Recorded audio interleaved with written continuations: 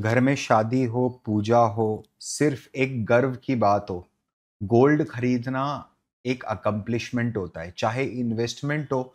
Indians के लिए gold के साथ कोई परचेज़ और सेल नहीं होता है, उनके साथ हमेशा एक बहुत स्ट्रॉन्ग रिलेशनशिप होता है। मैंने खुद अपनी मम्मी को बहुत सारी चीज़ों के बदले हमेशा सोना लेते देते देखा है बचपन से, ठीक है? छोटा-छोटा, छोटा-छोटा कलेक्शन करते थे। तो हम आज के इस पर्टिकुलर सेशन में ये सीखने वाले हैं कि जो इंडिया का एक हिडन जेम है which is the jewellery sector, उसका पूरा का पूरा 360 डिग्री व्यू लेंगे, डिमांड सप्लाई समझेंगे, रिस्क समझेंगे, की टर्मिनोलॉजी समझेंगे, पूरे सेक्टर को ओपन करके रख देंगे। Hi, this is Parth Verma again and welcome to the Valuation School channel. अगर तो आपने अभी तक लाइक नहीं करा है तो प्लीज़ लाइक कर दो, सब्सक्राइब करने का तो भरोसा ही नहीं है, नालायक लोगों नहीं करोगे, ठीक है? तो बिना किसी देरी के अपन फटाफट आगे बढ़ते हैं। बस मेरे को पानी पीने दो, आप नोटबुक लेके बैठो, आपको बहुत सारी चीज़ों पे नोट्स बनाने पड़ेंगे, ठीक है? क्या इंडिया का ज्वेलरी सेक्टर एक खुले सांड के जैसा भाग रहा है?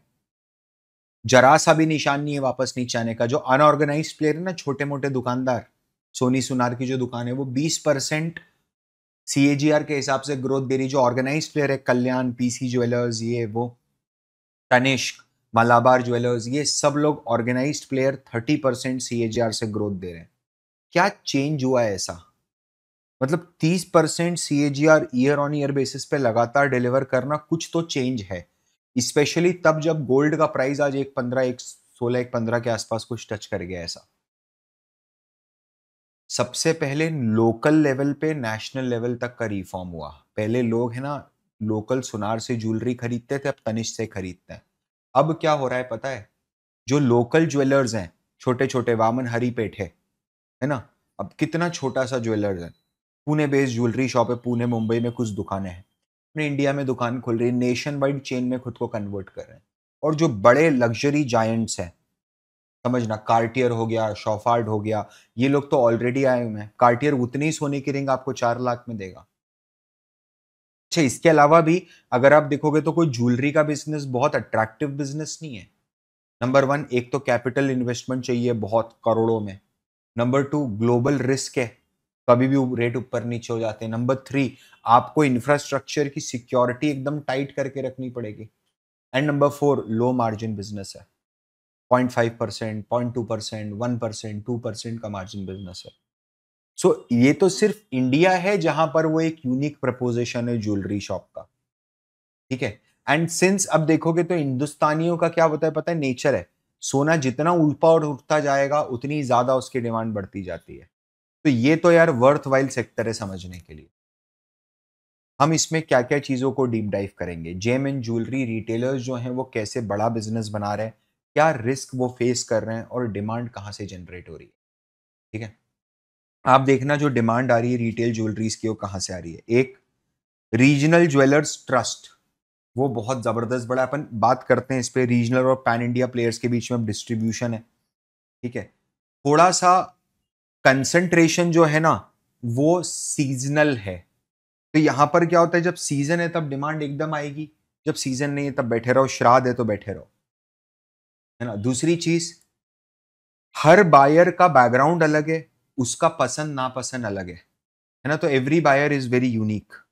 एंड कई लोग सिर्फ ज्वेलरी में नहीं बल्कि गोल्ड को as a pure play investment category में रखते हैं, बुलियन की ट्रेडिंग करते हैं, ठीक है? अपन एक-एक करके समझते हैं कि जो ज्वेलरी की डिमांड आज आपको दिख रही है 30%, एक्चुअली में ये नंबर आ कहाँ से रहा है, ठीक है? चलिए, थोड़ा-सा अपन हिस्ट्री में जाएँगे। आप अगर अपने पापा-मम्मी से बात करोगे तो 1990s में क्या होता था, एक सुनार होता था, वो घर का फिक्स सुनार होता था, है ना? सबकी शादी की शॉपिंग उसी के यहाँ से हुई है। इनफैक्ट वो घर आके आपको ज्वेलरी देके जाता था। 2000 में क्या हुआ? कुछ चेंज हो गया। तनिष्क ने पहली बार बोला कि हम कैरेट मीटर लेके आ रहे हैं। आपके पास जो पुराना सोना है वो आप लेके आओ, ठीक है? हम उसको आपकी शुद्धता जाँच के बता देंगे। जब लोगों ने, और ये तनिष्क का मास्टर स्ट्रोक था, जब लोगों ने तनिष्क के यहाँ जा के अपनी पुरानी लोकल ज्वेलर्स की ज्वेलरी टेस्ट कराई तो पता चला, अरे पैसा 22 कैरेट 23 कैरेट का लिया है, चिपकाया 18 कैरेट है, ठीक है? नाउ अंडरस्टैंड, ये जो शिफ्टिंग हुई ना, ये ट्रस्ट की शिफ्टिंग हुई। फिर 2010 में क्या हुआ, 2010 में कैरेट लेन है ना, कैरेट लेन ने टेक्नोलॉजी और एडवांस कर ली। वो क्या बोला कि मैं आपको डिजाइन ही यहाँ करके दिखा दूंगा कंप्यूटर पे, आप बैठ जाओ, आपको जो आगे पीछे करना हो कंप्यूटर पे डिजाइन आप हाथों हाथ देख के जाओ वर्चुअली, है ना, और जैसा आपने कंप्यूटर में देखा है वैसा ही बन के आएगा। तो ये जो ट्रस्ट हुआ ना, ये पूरे देश में एक साथ हुआ। ठीक है, क्यों? और ये क्यों हो पाया? क्योंकि एक तो पैन इंडिया लेवल पे प्लेयर्स अवेलेबल थे, काफी सारे बड़े ब्रांड थे जो, और दूसरा लोगों का इंटेंट बदल गया। अब मेरे को उस आदमी से मतलब नहीं, अब मेरे को गोल्ड की प्योरिटी से मतलब है। लेकिन अगर आज भी आप देखोगे तो 58% जो होती है टोटल डिमांड, वो आज भी रीजनल और रूरल प्लेयर्स ही मीट कर रहे हैं। मतलब बड़ा स्कोप है। हिंदुस्तान जैसे सोना खरीद रहा है, उसका 50% आज भी छोटे छोटे छोटे छोटे ज्वेलर्स मेंटेन करते हैं। क्यों कर पाते हैं? What is the reason? Number one, एक तो उनको रीजनल टेस्ट पता है। वामन हरी पेठे, ये अगर न्यू दिल्ली के अंदर स्टोर खोलेगा तो क्या वो बर्बाद ही होना है? छाबड़ा ज्वेलर्स अगर ये तिरुचिरापल्ली के अंदर स्टोर खोलेंगे तो क्या ये बर्बाद ही होना है तिरुवनंतपुरम में? The reason is you don't know the regional taste, you don't understand कि लोग कैसे उस चीज को देखते हैं। Now understand this. छोटे प्लेयर होते हैं ना, मैन्युफैक्चरिंग बहुत कंट्रोल में रखते हैं, लोकल स्टाइल्स पे डिलीवरी देते हैं। हाइपर लोकल ज्वेलर्स अगर आप देखोगे तो ये कल्याण ज्वेलर्स की रिपोर्ट है, वो बोलता है कि हम लोग है ना हाइपर लोकल ज्वेलर बनना चाहते हैं। What do mean by hyper local jeweller? मतलब बंबई में भी जो हमारे अलग अलग आउटलेट्स है ना, वो अलग अलग स्टाइल पे फोकस है। जैसे घाटकोपर का जो हमारा आउटलेट है वो गुजराती थीम पे फोकस है, वाशी का आउटलेट थोड़ा साउथ इंडियन थीम पर है, थाने का महाराष्ट्र, बोलीवली गुजरात, बोलीवली का गुजराती, और ये ना हर जगह यूनिक टेस्ट परोसा जाता है। Second, seasonal purchase intent. यार देखो, अब जब सीजन आएगा ना, यहां पर क्या होता है पता है, लोग है ना प्राइस देख के परचेज नहीं करते हैं, लोग सीजन देख के परचेज करते हैं। लेना है तो लेना है, भले ही उस दिन कुछ भी प्राइस हो। ठीक है, तो क्या ज्वेलर के दिमाग में पहले से सेट रहता है कि इस साल का एक्सपेक्टेशन क्या होगा मार्केट में? और अगर आप देखोगे तो दिवाली का सीजन नहीं है जो सेल ड्राइव करता है, it is the wedding season. 55% jewellery wedding season में बिकती है। डेली वेयर 30 से 35% का मेकअप करते हैं और बाकी का 10% डायमंड ज्वेलरी।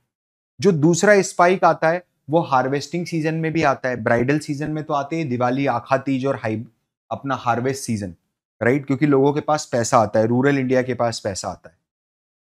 अब इसके बाद जो बायर का बैकग्राउंड है वो बहुत मैटर करता है, और ज्वेलर को ये बहुत ध्यान से ज्वेलर समझने की कोशिश करता है, आपको आंकने की कोशिश करता है कि आप ऊपर से नीचे तक क्या हो। कि आप अगर साउथ इंडियन हो ना, तो उसको पता है कि आपको प्योर गोल्ड चाहिए, आपको उसमें कुछ भी ज्वेलरी, कुछ स्टडेड नहीं चाहिए। और अगर आप नॉर्थ या वेस्टर्न इंडिया से आ रहे हो तो आपको कड़ाऊ, क्या बोलते हैं उसको, जड़ाऊ, कुंदन और वो सब डायमंड्स वायमंड्स, ये सब चीजें जहां मार्जिन हाई हो जाता है ऑटोमेटिकली। फिर क्या होता है पता है, आदमी है ना अपनी औकात से खर्च करता है। जैसे तनिष्क है ना, तो तनिष्क में क्या होगा, मिड और प्रीमियम रेंज का आदमी चढ़ जाएगा। सेनको है ना, ईस्ट इंडिया की ब्रांच है, तो वहां पर क्या होगा, लो और मिड टीयर आदमी चढ़ेगा। ठीक है, वैसे ही बुल्गारी है, अब बुल्गारी में तो आदमी ऑडी से ही जाएगा भाई खरीदने। ठीक है, तो बहुत अनप्रिडिक्टेबल है कि आखिरी में इंसान क्या खरीद के लेके जाएगा, और वो क्या डिजाइन का और क्या वेट का लेके जाएगा। ठीक है, जैसे अगर आप देखोगे तो टोटल जो जितनी चूड़ियां बिकती है उसमें 30 से 40% जो चूड़ियां बिकती है वो 25 से लेस ग्राम के वजन की बिकती है। ठीक है, तो ये सब है ना डिपेंड करता है इंडिविजुअल लेवल पे। फिर दूसरा, लोग क्या करते हैं, ज्वेलरी ना खरीदते हुए गोल्ड में इन्वेस्ट कर देते हैं थ्रू बुलियन। बुलियन क्या है, प्योर फॉर्म ऑफ गोल्ड है, बार्स में आता है, बार्स में, इग्नट्स में, कॉइन्स में। क्या यूज होता है सर? यहाँ तो स्पेकुलेशन के लिए यूज होता है, या फिर जैसे लोग क्या करते हैं पता है, कि घर में शादी है 2 साल बाद, आज ज्वेलरी क्यों खरीद रहे हो, तभी खरीदेंगे ना जब बहू की पसंद की होगी, जो भी खरीदना होगी।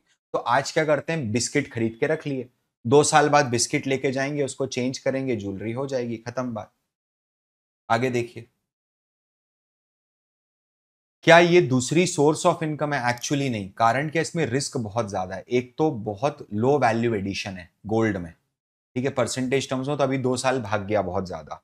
दूसरा, कमोडिटी का जो नेचर है वो बहुत वोलेटाइल होता है, तो इसको कहीं ना कहीं वो एक तूफान वाले समंदर से डील तो करना ही पड़ेगा।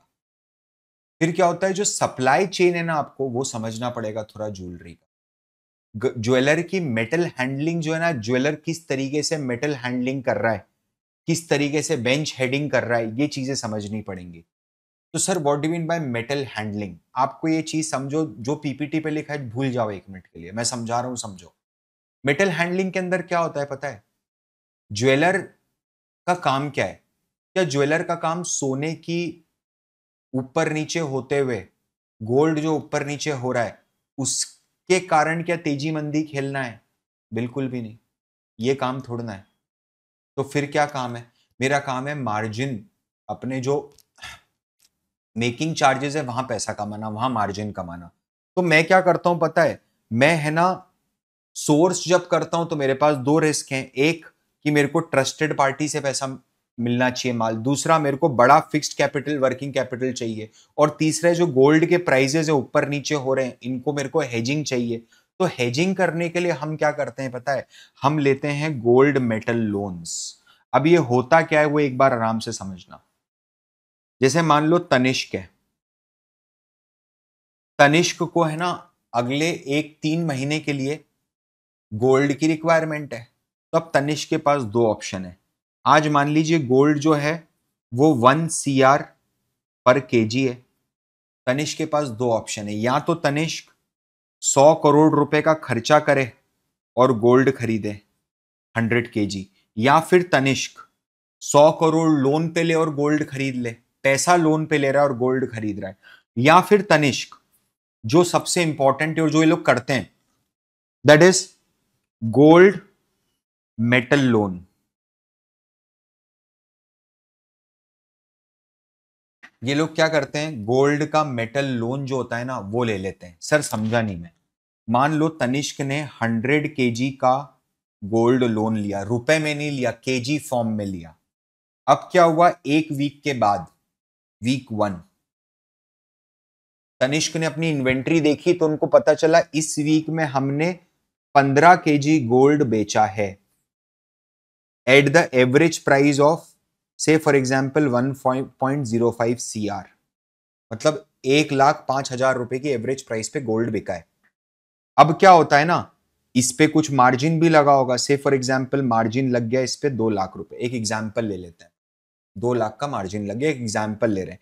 तो अब क्या करता है पता है तनिष्क, ये जो गोल्ड का पैसा कस्टमर ने दिया ना, इससे जाके ओपन मार्केट से गोल्ड खरीदता है, 15 kg गोल्ड, और उस गोल्ड से ये मेटल लोन का रीपेमेंट कर देता है। तो सर फिर तनिष्क का इसमें क्या फायदा है? तनिष्क का फायदा है कि जो मेकिंग चार्जेस है वही उसका प्योर प्रॉफिट है। यही एग्जैक्ट फायदा है। ये चीज सबको समझ में आ रही है अच्छे से? अब जरा समझना, पहले लोग क्या करते थे, रीजनल ज्वेलर से खरीदते थे। अब वो चीज चेंज हो रही है। क्यों चेंज हो रही है सर? अब लोग है ना, प्रेफरेंस चेंज हो रहा है, कंपटीशन बदल रहा है। क्यों? क्योंकि अब हर चीज के लिए एक उन्होंने रेंज दे रखी है। ऑफिस जाओगे तो अलग रेंज है, फिर घर में पहनोगे तो अलग है, शादी में पहनोगे तो अलग है। ठीक है, फिर डिफरेंशिएशन आ रहा है बहुत जबरदस्त। तो ऑर्गेनाइज से इनऑर्गेनाइज से ऑर्गेनाइज की तरफ माहौल बढ़ रहा है। इसी को वैल्यू माइग्रेशन बोलते हैं। क्या बोलते हैं? Value migration. जब वैल्यू माइग्रेट होती है ना तो बड़ा पैसा बनता है भाई। ठीक है, तो वैल्यू माइग्रेशन अगर आप देखोगे तो ऑर्गेनाइज्ड प्लेयर जो थे ये 2019 तक इनके पास सिर्फ 22% का मार्केट शेयर था। ठीक है, बट अब इनके पास 36% का मार्केट शेयर है करंट फाइनेंशियल ईयर में, और 29 तक 59% मार्केट शेयर की उम्मीद है। कैलेंडर ईयर 23 में 35% मार्केट शेयर है, और 29 तक ये 59%। मतलब हिंदुस्तान में 60 रुपए का जो सोना होगा वो कौन बेचेगा? वो बेचेगा एक ऑर्गेनाइज्ड प्लेयर। क्या ये चीज समझ में आ रही है? और गवर्नमेंट की तरफ से भी बहुत ज्यादा पुश है। किस तरीके का पुश है? बड़े लोगों के लिए तो पुश है ही। गवर्नमेंट ने हॉलमार्किंग मैंडेटरी कर दी है। गवर्नमेंट ने पैन कार्ड की रिक्वायरमेंट्स लिया है गवर्नमेंट, हाई वैल्यू प्रोडक्ट्स के लिए।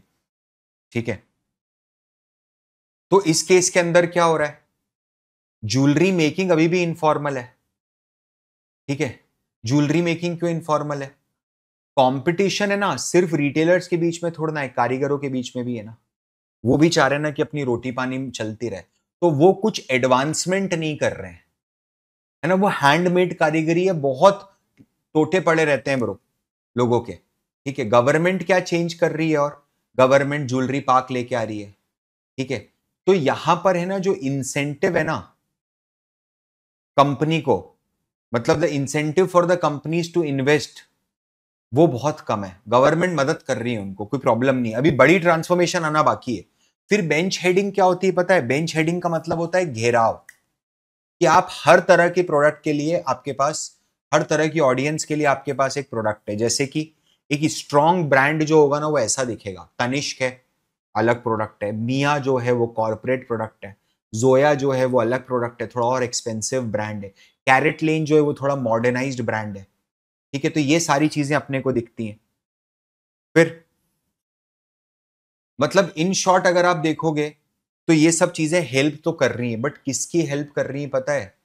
बड़े प्लेयर्स को। और इसी कारण से जो रीजनल प्लेयर्स है ना, वो भी अब पैन इंडिया एक्सपेंशन की तरफ बढ़ रहे हैं। सेनको को देखो, पहले ईस्ट में एक्सपेंशन था, अब एग्रेसिवली पैन इंडिया जा रहा है। जो पैन इंडिया प्लेयर्स ऑलरेडी हैं वो छोटे छोटे शहरों में एक्सपैंड हो रहे हैं। समझना, क्या ये करना बहुत डिफिकल्ट है? बहुत डिफिकल्ट है। बहुत कम लोग ये जो पैन इंडिया प्रेजेंस दे पाए। सर ऐसा क्यों होता है? क्योंकि है ना, इस धंधे के अंदर एक इनहेरेंट रिस्क है। सर किस तरह की रिस्क है? एक, नंबर वन, क्या आपकी पूरी डिपेंडेंसी रॉ मटेरियल प्राइस पर है ना? तो एक रिस्क का सैंडविच बन जाता है। रेगुलेटरी रिस्क है सर, फिर स्मॉल साइज ट्रैप भी है। एक एक करके डिस्कस करते हैं। ठीक है?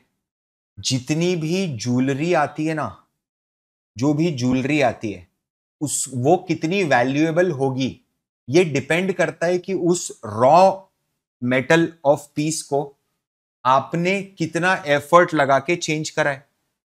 आपके एफर्ट क्या है, वो बहुत इंपॉर्टेंट है। तो प्राइस जो है ना, वो ना सिर्फ प्रेशियसनेस ऑफ मेटल पे डिपेंड करती है, बल्कि इस पे भी डिपेंड करती है कि एक सुनार ने उस पे कितनी मेहनत करी है। तो यहां पर इन मटेरियल रिस्क तो है, साथ में इनपुट रिस्क भी है कि आप कितनी मेहनत कर रहे हो। फिर समझना, रॉ मटेरियल प्राइसेस हैं, वोलैटिलिटी कंटिन्यूअसली होती रहेगी।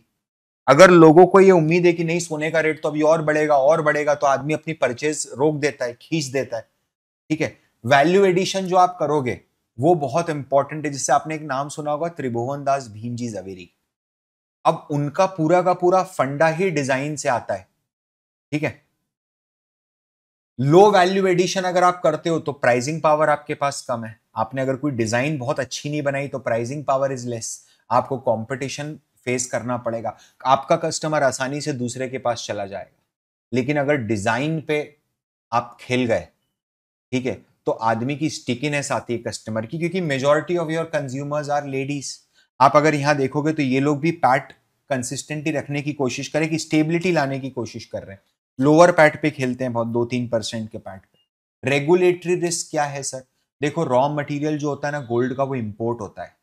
कल को अगर आरबीआई बोल दे कि यार इसमें बहुत फॉरेक्स लगता है, तो अब हम इंपोर्ट बंद तो नहीं करेंगे, लेकिन इंपोर्ट पे 20% एक्स्ट्रा टैक्स लगा देंगे, तो अपने तो काम लग गए। ठीक है? जो गोल्ड और सिल्वर जैसे मेटल्स होते हैं ना भाई, ये क्या एक अनट्रेसेबल स्टोर ऑफ वैल्यू होता है। मतलब 2.5 करोड़ रुपए को आपने क्या इतना सा समेट के जेब में रख लिया क्या? एग्जैक्टली वही पॉइंट है। ठीक है? यहां तक आप सब लोगों को समझ में आ रहा है? तो इसके कॉन्सिक्वेंसेस क्या हैं और क्या हो सकते हैं? इंपोर्ट ड्यूटी बढ़ जाएगी, टैक्स बढ़ जाएगा, हॉल मार्किंग मैंडेटरी हो जाएगी, है ना? पैन कार्ड रिक्वायरमेंट है 2 लाख की परचेज के अलावा। इसने डेफिनेटली बड़े प्लेयर्स को तो हेल्प करा है, बट छोटे प्लेयर्स का क्या? वो तो अटक गया ना गोल्ड में। इसलिए तो बोल रहा हूं कंसंट्रेशन हो रहा है। ठीक है? ज्वेलर अगर हल्का काम करता है, ठीक है, तो आपको बहुत बड़ा प्राइस कंपटीशन फेस करना है, रेवेन्यू की दिक्कत हो जाएगी आपके पास। ठीक है? अब आपके पास अगर मान लो कोई प्रिडिक्टेबिलिटी नहीं है गोल्ड की प्राइस की, कि क्या प्राइस जाने वाला है आगे, तो आप कुछ प्लानिंग ही नहीं कर सकते। आप क्या प्लान करोगे? स्मॉल साइज ट्रैप मतलब सर रॉ मटेरियल की कीमत ज्यादा होती है इसके अंदर, है ना? तो अपने को अगर अपनी प्रेजेंस एक्सपैंड करना है तो उसकी भी खर्चे लगते हैं, आर&डी करना पड़ती है, रेगुलेटरी रिस्क है।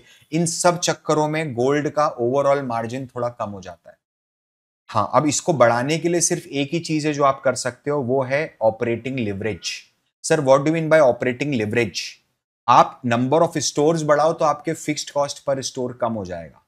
ये अपन कर चुके हैं पहले कवर में, इसलिए बोलता हूं आप अगर एक सिंगल वीकली बाजार टॉक देखोगे ना तो आपको उतना मजा नहीं आएगा जितना अगर आप सारे एक साथ देखते हो तो बैठ के। कोई बात नहीं, बिंज वॉचिंग करो रोज। फिर क्या होता है पता है, गोल्ड है ना, गोल्ड का प्राइस बहुत हद तक डेट पे डिपेंड करता है। अगर डेट की कीमत बढ़ गई, डेट बिकम मोर अट्रैक्टिव, लोग गोल्ड बेच के डेट खरीदने लग जाते हैं।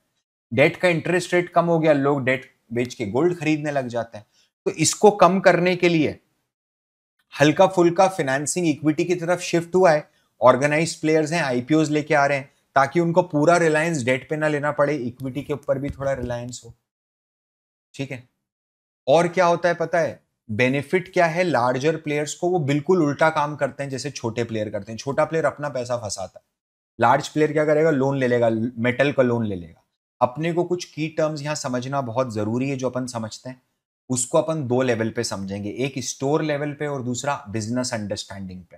पहले स्टोर लेवल पे समझते हैं क्या होता है। Number one is conversion rate. कितने लोग मेरे आज दुकान में आए वर्सेस कितने लोगों ने मुझसे खरीदा। जैसे कि अगर आप देखते हो, टाइटन कंपनी ने अपनी एनुअल रिपोर्ट में बोला है कि ऑनलाइन और हमारे ऐप से इस साल 0.74% का कन्वर्जन अचीव हुआ है। Now what is 0.74% conversion? That conversion is nothing but कि मेरे पास अगर 1,000 आदमी आया है वेबसाइट पे तो 7.5 लोगों ने खरीद लिया है माल। दूसरा होता है एवरेज ट्रांजेक्शन साइज। मेरा आज दिन भर में मान लीजिए 2.5 करोड़ का सेल हुआ, 5 नंबर ऑफ ट्रांजेक्शन हुए, तो ऑन एन एवरेज आज की सेल क्या हुई, 50 लाख रुपए। ठीक है। थंगा माइल ज्वेलरी लिमिटेड करके कंपनी, उसने बताया कि लास्ट ईयर में उसका जो एवरेज ट्रांजेक्शन साइज था for gold, that is close to 73,000 in FY24।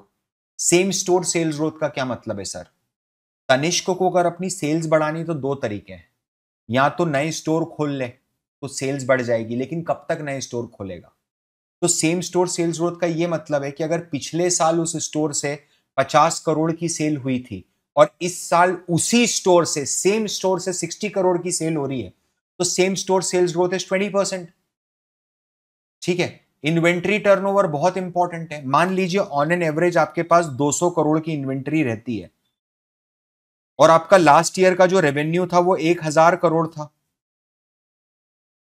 तो इसका मतलब यह हुआ ना कि आपने अपने टोटल एवरेज इन्वेंट्री को 5 बार घुमा दिया। आपने इन्वेंट्री पहले 200 करोड़ की खरीदी बेची, खरीदी बेची, ऐसा आपने 5 बार करा। ठीक है। फिर स्पेसिफिक बिजनेस की अंडरस्टैंडिंग पे थोड़ा बढ़ते हैं।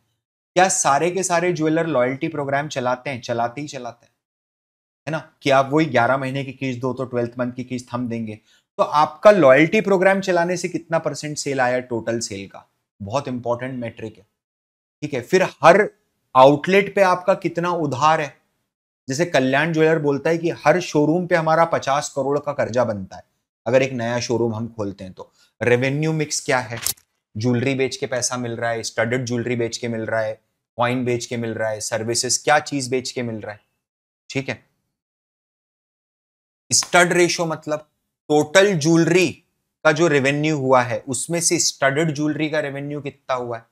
से कल्याण का सबसे ज्यादा है, बेस्ट इन क्लास है, 28% स्टड रेशो, है ना। क्या होता है इस पे, क्या हायर मार्जिन होते हैं, क्या हायर मार्जिन होते हैं, इसलिए नंबर बहुत आसानी से ट्रैक किया जाता है। बुलियन ट्रेडिंग मतलब मेरा अगर टोटल 100 करोड़ का धंधा हुआ है तो बिस्किट सिक्के कितने करोड़ के बिके, ये लो मार्जिन बिजनेस है ना, ये जितना कम रहे उतना बेटर है, लो मार्जिन है ना। हेज रेशियो मतलब टोटल मेरे पास अगर 200 केजी गोल्ड है तो उसमें से कितना परसेंट मैंने हेज करा हुआ है, 150 केजी करा है, 160 केजी करा है, कितना हेज है। ठीक है। तो क्या ज्वेलरी बिजनेस बहुत बड़ा हो सकता है सर? बिल्कुल हो सकता है। इसके पीछे पता है मेजर रीजंस क्या है? नंबर वन, जो डेमोग्राफिक्स है ना वो क्या सपोर्ट कर रहे हैं, ई कॉमर्स का ग्रोथ बहुत ज्यादा है। एक सीजनल इन इलास्टिसिटी मिलती है आपको, आदमी सीजन फोकस्ड है, उसको मतलब नहीं है। ठीक है। रीजनल फोकस अगर आप स्ट्रैटेजी बना दो, महाराष्ट्रन को महाराष्ट्रन मराठी स्टाइल में बेचूंगा, इसको ये बेचूंगा, मजा आ जाएगा। ठीक है। एक आप रीजनल से अगर पैन इंडिया लेके जाओ, ठीक है, तो बहुत बेटर है। मेरी बात समझ में आ रही है? अपन है ना इसको एक-एक करके देखते हैं, जैसे कि क्या एक ट्रेडिशनल ज्वेलर बहुत लिमिटेड स्कोप पे काम करेगा as compare to a e-commerce jewellery store के? एब्सोल्युटली। ठीक है, डेली वेयर अलग है, स्टडेड, आप हर चीज बेच सकते हो, सही ऑडियंस तक पहुंच सकते हो। और क्या लोग इसका एडवांटेज ले रहे हैं? बिल्कुल ले रहे हैं, है ना। जैसे ब्लू स्टोन है, नया प्लेयर है, फर्स्ट टाइम प्लेयर है, वो लोग फिर भी खरीदते हैं, लोग फिर भी खरीद रहे। जो पुराने ज्वेलर्स है ना, वो भी अब इस तरीके की, ये कल्याण ज्वेलरी ने कैंडियर करके एक ऑनलाइन ब्रांड स्टार्ट कर दिया, सभी लोग कर रहे हैं। ठीक है, ट्रस्ट का बेनिफिट क्या है? ऑनलाइन में अगर आपने कुछ मंगाया, आपको चीज अच्छी मिल गई ना, लोग रेयरली ऑफलाइन पे मूव करते हैं भाई। ठीक है, फिर सीजन से अपने को थोड़ा टेलविंड मिलता है। ज्वेलरी की जो डिमांड है वो सीजनल नॉन सीजनल है, आदमी को जब खरीदना है तब खरीदेगा ही खरीदेगा, प्राइस से कोई लेना देना नहीं है। ठीक है, सीजनल डिमांड 22-23% डिमांड वेडिंग से आ रही है, 55% टोटल ज्वेलरी डिमांड वहां से आ रही है। ठीक है, हर वेडिंग में 30 से 250 ग्राम की ज्वेलरी यूज होती है। सेगमेंट की ग्रोथ आप देखोगे, वेडिंग वेयर ज्वेलरी की ग्रोथ हर साल बढ़ती जा रही है। ऑल दीज फैक्टर्स, अब नॉन सीजनल ज्वेलरी भी बहुत आ रही है। जो अल्ट्रा एचएनआई लोग हैं वो तो हर कभी खरीद लेते हैं, मिडिल क्लास आदमी आज के टाइम हर कभी ज्वेलरी खरीद रहा है। लोकल एक्सपर्टीज आपको रखना पड़ेगा। थंगामाइल ज्वेलरी के 60 स्टोर तो साउथ इंडिया में ही है, क्योंकि उसको पता है दिल्ली में स्टोर खोलूंगा मैच नहीं कर पाऊंगा जैसा इनको चाहिए, है ना। फिर कस्टमर अफ्लुएंस बहुत इंपॉर्टेंट है, कस्टमर की कितनी क्या औकात है, कैसा क्या ले रहा है, क्या नहीं ले रहा है। ठीक है, जो अपन ने पढ़ा कि रीजनल प्लेयर्स का पैन इंडिया प्रेजेंस बन रहा है, ये सारी चीजें, सारे फैक्टर्स हैं जो क्या ज्वेलरी को बहुत बड़ा एक मार्केट बनाते हैं। बिल्कुल। क्या आपको भी एटलीस्ट अब पढ़ना शुरू करना चाहिए कॉन कॉल्स, बिल्कुल पढ़ना चाहिए। आपको अगर कोई प्रॉब्लम आती है, आप मेरे को नीचे कमेंट करना, मैं उसको जरूर एड्रेस करूंगा। तब तक के लिए this is Parth Verma, signing of.